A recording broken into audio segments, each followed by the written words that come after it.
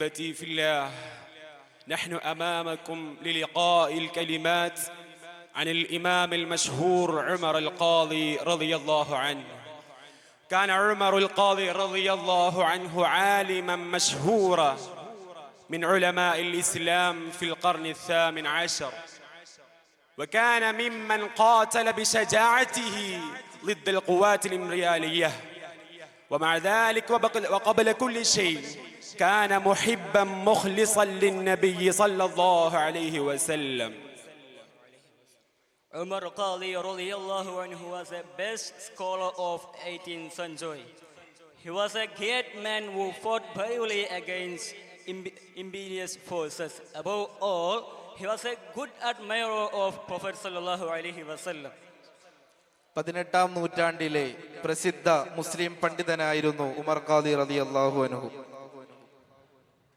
സാമ്രാജ്യത്വ ശക്തികൾക്കെതിരെ സധൈര്യം പോരാടിയ മഹാമനീഷി, എല്ലാത്തിലുമുപരി തിരുനബി സ്നേഹത്തിൽ ലയിച്ച അനുരാഗി കൂടിയായിരുന്നു അദ്ദേഹം. كرس حياته كلها وجلها للتكلم والتحدث والتغني عن النبي صلى الله عليه وسلم، ومع ذلك ينبغي علينا أن نكر بإتقانه في اللغة العربية.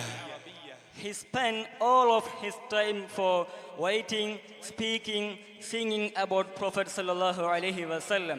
His proficiency in Arabic should be highlighted. മുത്തുനബി സല്ലല്ലാഹു അലൈഹി വസല്ലമ തങ്ങളെ കുറിച്ച് പാടാനും എഴുതാനും പറയാനും മാത്രമായി നീക്കിവെച്ച ജീവിതമായിരുന്നു അവിടുത്തേത്.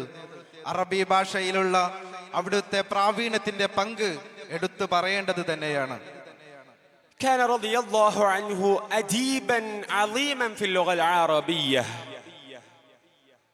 وكان كل قصائدها جانبا إلى المحبوب صلى الله عليه وسلم، وكان رسائله المرسلة إلى أصدقائه وتلاميذه ومعلميه في شكل شعر، ومع ذلك كلها كان في طرق مختلفة. He was a creative writer in Arabic. He sent letters for his students, teachers, friends in verses form, and that too in different verses. മികച്ച അറബി സാഹിത്യകാരനായിരുന്നു ഉമർ ഖാദി റളിയല്ലാഹു അൻഹു. ഏത് കാര്യത്തെയും കവിതയായി പുനർജനിപ്പിച്ച് അവതരിപ്പിക്കാനുള്ള അപൂർവ ശേഷി.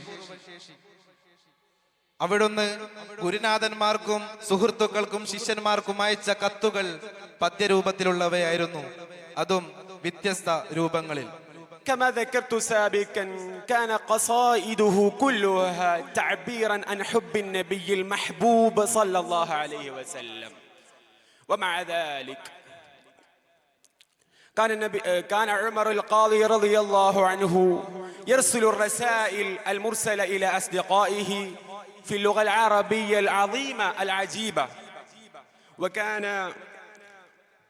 أحبتي في الله ومن العادة أن نذكر ونقول عن المحبين، أي عن شخص ما حقا نصبح شخص نحبه كلما نراه ونسمعه، وبه من العادة. He was a creative writer in Arabic. He sent letters for teachers and students in Arabic verses. മികച്ച അറബി സാഹിത്യകാരനായിരുന്നുവെന്ന് നാം നേരത്തെ പറഞ്ഞു.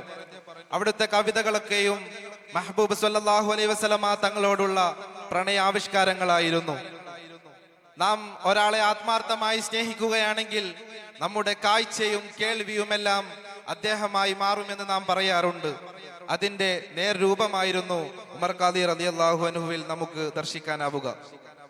تذكروا المشهد الذي يأتي المحب إلى حبيبه للقاء المحبوب، وفي هذا المشهد أيضا في مثل ذلك اليوم فكروا عن المشهد الذي يأتي إلى المحبوب ومعه مجموعة من التمنيات، ومع ذلك تم رفض السماح له بدخول، وهذا وجد في مثل ذلك اليوم. Remember the scene where admirer comes to meet with Mahbub sallallahu alaihi wasallam with intense love, remember the scene when he went to Medina with a bundle of wishes and was denied the permission. Such a thing that happened in that day. തീവ്ര പ്രണയവുമായി അനുരാഗി മെഹബൂബിനടുത്തേക്ക് വരുന്ന ഒരു രംഗം ഒന്ന് ചിന്തിച്ചു നോക്കൂ. എത്ര കഠിനമാണത്. ആഗ്രഹങ്ങളുടെ ഭാണ്ഡങ്ങളും പേറി തിരുപ്രണയിയെ കാണാൻ വേണ്ടി വന്ന സമയത്ത് അനുമതി നിഷേധിച്ച രംഗം ഒന്ന് ചിന്തിച്ചു നോക്കൂ. എത്ര അസഹനീയമാണത്. അങ്ങനെ ഒരു സംഭവം അന്നുണ്ടായി.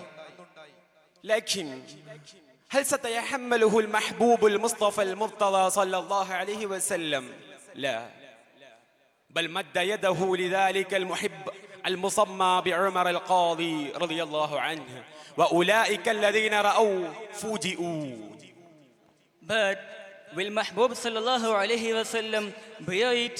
No, he gave his hand for that lover, and those who saw were surprised.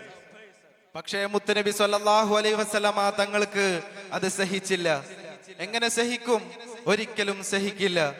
അങ്ങനെ അവിടുത്തെ തിരുകരം പ്രണയിക്ക് സമ്മാനിക്കുകയാണ്. കണ്ടുനിന്നവരൊക്കെ അത്ഭുതം കൂറി. وهذا المشهد الذي يأتي الحب إلى الوجود يا أكرم الكرماء على أعتابكم عمر الفقير المرتجي لجنابكم يرجو العطاء على البكاء ببابكم والدمع من عينيه سال سجيما صلوا عليه وسلموا تسليما فأخيرا يصبح الإمام عمر القاضي رضي الله عنه كتابا محضا للعشاق شعر الحبيب بالارتياح وآخر دعوانا أن الحمد لله رب العالمين والسلام عليكم ورحمة الله وبركاته.